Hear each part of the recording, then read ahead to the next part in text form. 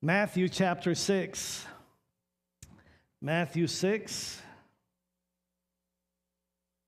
Continue to pray for those that are still going through some stuff.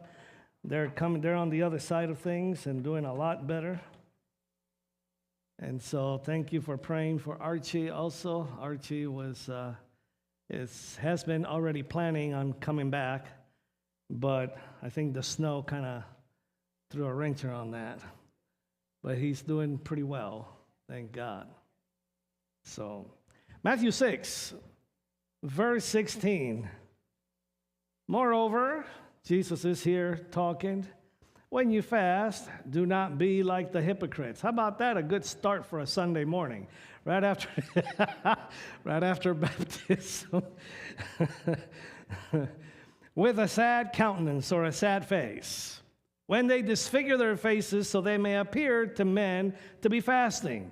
Truly, I say to you, they have their reward. But you, when you fast, anoint your head and wash your face. Well, I'll leave it there. He goes on to explain a little bit more just how humble people needed to be. He's teaching his disciples about fasting. We've been fasting this week, and we're on a 21-day fast, as my wife already mentioned. And I know that during this time, all kinds of stuff take place. One of the things that take place is that we get very hungry. Oh, man. And I think that's why the Lord sometimes, he wakes me up, or when I wake up, he calls me to a fast that day. And it's like, oh, I was not planning on that. Yeah, I know. It's easier to do it that way sometimes.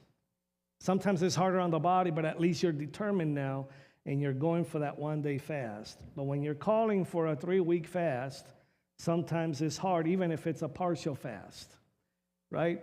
Some of us are doing the Daniel fast. Others are doing just water fast.